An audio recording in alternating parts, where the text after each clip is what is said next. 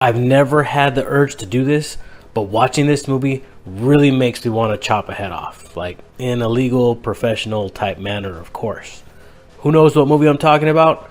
I'm talking about Shogun Assassin from 1980. Let's go over it, and then I'll tell you what happened with something this movie inspired me to buy and why it's so hot now. A little backstory first.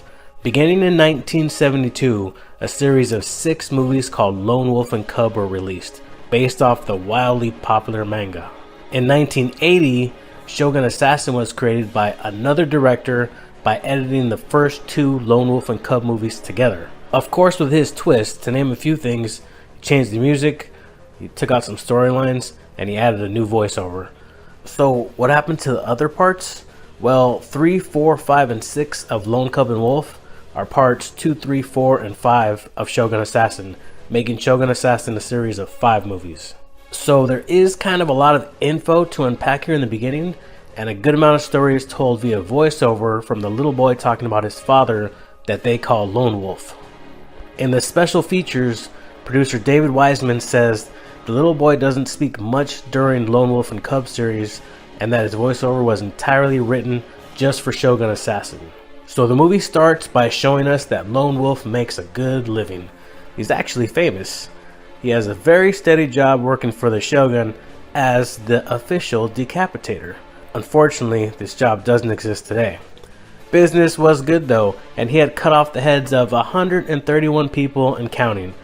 But the Shogun had lost his mind, and for whatever reason, it doesn't really say, the Shogun decides to kill Lone Wolf. Of course, the Shogun does not succeed, but they do kill his wife. Shortly after, the Shogun gives Lone Wolf 2 choices, one being to kill himself and his son. The Lone Wolf isn't having it, and he kills everyone within arm's reach. So now, the Shogun's like, okay, fight my son in a fair fight and you will get your freedom. The Lone Wolf agrees, then secretly puts a mirror on his son's head and blinds the Shogun's son just for long enough to cut his head off. So the Shogun's like, whatever, fair is fair, I guess, you're free, but your son has to die. And Lone Wolf is like, F that, and again, kills everyone within arm's reach. This further infuriates the Shogun, and he's like, well, you better watch your back for the rest of your life, because I'm gonna keep trying to kill you, but I'm going home now. And Lone Wolf is like, alright, I'll go on the road and make a living as an assassin, because I'm pretty good at cutting off heads. And that's what he does. So they've really crafted a great character. I mean, how could you not like Lone Wolf and root for him? In just a few words, this guy is a bad mother effer. Basically, the whole government is trying to kill him, and he's fighting to protect his baby son with his baby son attached to him. And the music is great. Right off the bat, there's a little theme that comes and goes. It really pumps you up. It's the kind of theme that you could just hear playing through your head when you're practicing karate when you're like 12 years old. Story-wise, there is a lot going on, but it's done very well.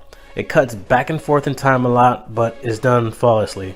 For all the story that there is to tell, it's very visual and does a good job of showing and not telling as much as it can. And the pacing is on point. I mean, we're basically getting the best scenes from 2 movies back to back here. This movie just flies by. And we kind of get the gist as to what type of story we will be watching real soon. We realize that we will be seeing a lot of sword fights, but the creativity is amazing with how the fight scenes go and the individual kills. Wait a second, haven't I seen these guys in Big Trouble in Little China? I really like the deliberate pauses after killing someone. I'm not sure what that's all about, and I love how the blood sprays like a fire hydrant. Also, how some scenes go silent of any music and we just hear the slicing and dicing. There is so much killing in this movie, it makes me wonder how many people were accidentally killed during the making of it. Had to be at least one. As for the acting, a job well done to Tomisaburô Wakayama. I hope I said that right. He plays Lone Wolf. If I didn't know any better, this guy is really an assassin. He's not what you would expect these days as far as a Hollywood leading man, but watching this guy kill people makes the regular everyday Joe feel like they can be a samurai too. So, like I said, this movie really pumps you up and makes you want to be a samurai. So my first thought after watching this movie was the same thought any sane person would have. I need to buy a samurai sword. And you know what's crazy? What's crazy is that wasn't my wife's first thought. For a change though, she did like the movie. So if you're constantly showing your wife crazy, unusual, weird movies that she hates, try this one.